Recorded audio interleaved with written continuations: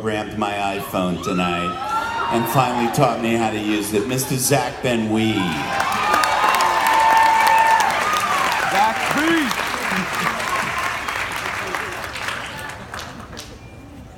Hi guys. How are y'all doing? We're good?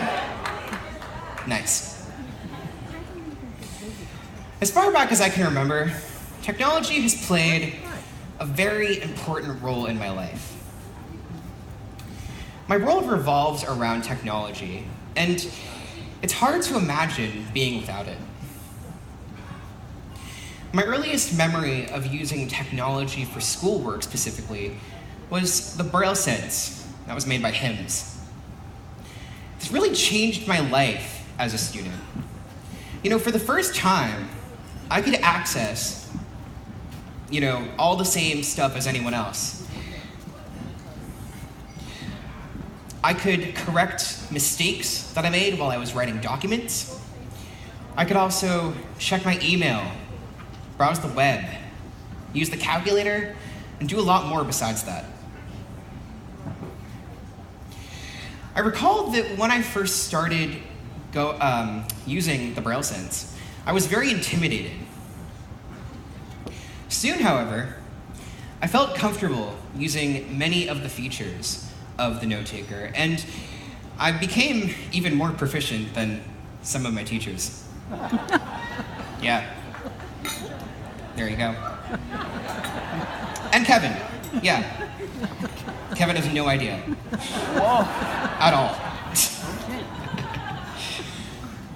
For my 10th birthday, I got my first computer. Can anyone guess what that was? Anyone? Some people got it right. It was an Apple iMac, and this was one of the best birthday gifts I'd ever received. I'm not kidding. Seriously. No joke. The advantage of the Mac for me was it allowed me to produce music. That's what Macs are for. I play the piano and drums, and until that point, I really had no accessible way to produce music. I started by using Apple's built-in music production application called GarageBand. While it was relatively basic at the time compared to other programs such as Avid's Pro Tools or Apple's more powerful Logic Pro, which I now use, it was more than adequate for me at the time. 9-year-old kid doing stuff in his bedroom. I also did other tasks on my Mac besides music production. I could do all of the things that my Braille sense could do. But on the Mac, I felt that it was a lot easier to browse the web, for example. Something about the interface for me was just made it so much easier to go through web pages and find information. As you can see, the Mac is an integral part of my life. And I feel I'll be using it a lot more in the future. And I don't know, maybe I'll go work at Apple someday. Tim Cook, give me a call.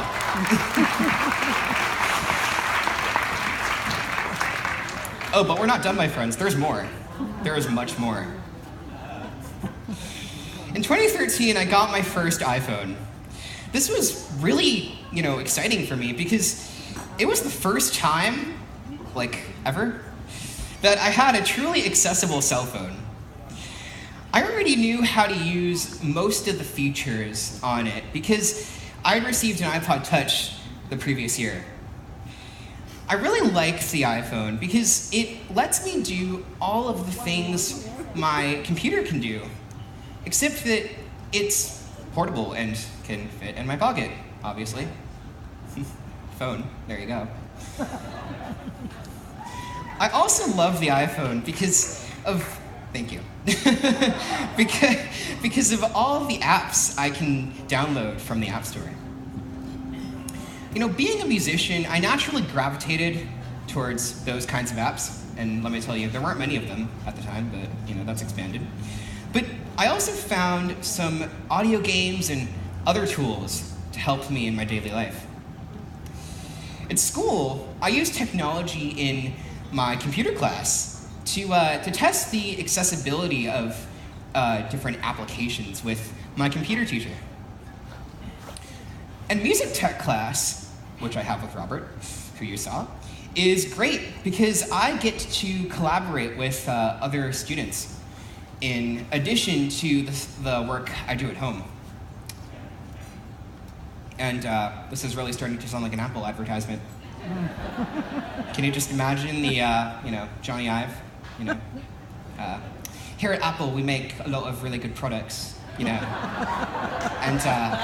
got a really nice blind person to tell you all about them. Yeah, it's great.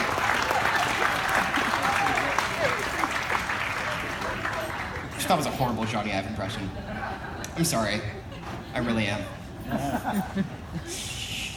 Here's even more Apple stuff for you.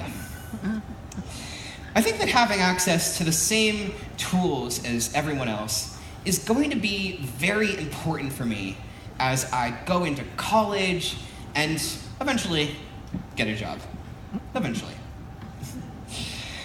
I think that VoiceOver, which is the built-in screen reader on all Apple products, including the iPhone, believe it or not, really puts me on equal footing with the rest of the sighted population. If it weren't for all the time and, effort that Apple put into developing VoiceOver, I really can't even begin to think about where I would be going with my career right now.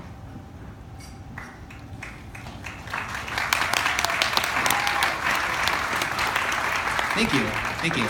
There's a little more, just a bit. I know you're getting sick of me by now, but just a little. You got this. When I graduate from high school, I plan on going to college and, pursuing a career in music production. Because why would I be talking about it if I didn't want to do it, right? With all of the technology we have today, this will soon become a reality for me. And you know what? I just can't wait.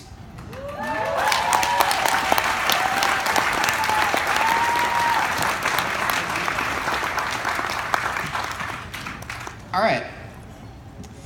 I'll be off in a sec, I promise.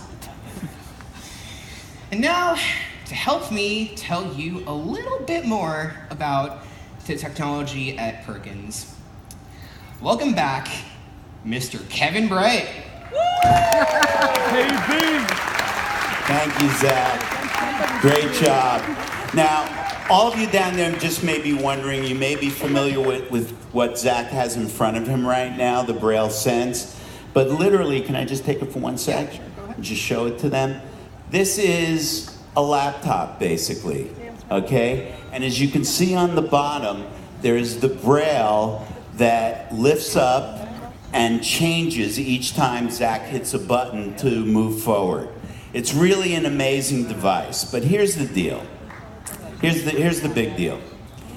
Technology companies invent everything today to fail in 3 to 5 years because they want you to buy the next model. Now, for a person with a disability, that's just a killer because it's a killer financially. It excludes you from being in a place where you can learn and engage on an equal platform with people who are sighted.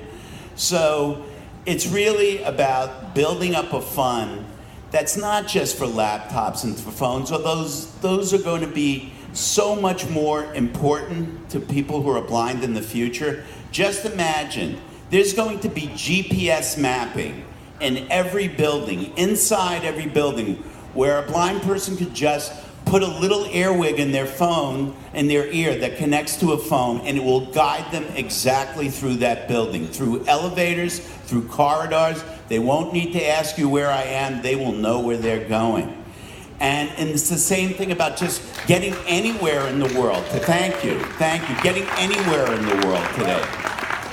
And the other thing about technology is we're sitting here talking about, Braille Sense and phones. Let's face it, the immediate now is driverless cars. Driverless cars are going to be the salvation of anybody who has a visual disability. Just imagine if these cars are around, they don't have to call anybody, they don't have to ask anybody's permission, they get in the car and go. And we need to build up our fund, so we have driverless cars here on Perkins, we have the latest laptops here on Perkins, we give our students the latest phones here on Perkins. So here's a simple request. On your table in front of each one of you, there is a technology challenge card. You may already be familiar with it if you plan on having coffee with Dave. Some people plan on having coffee with you, Dave. You better throw in a muffin with that, I think. Get more people out. So let's go for a goal here tonight. It starts at a $25,000 box and goes way down to anything that you can afford to give. Let's show Perkins what it's about tonight. I want 100% participation in this challenge. If you've got $5, we'll take it. If we have $25,000, we got a great down payment on a driverless car. Help us tonight. It's so important. Thank you, everybody.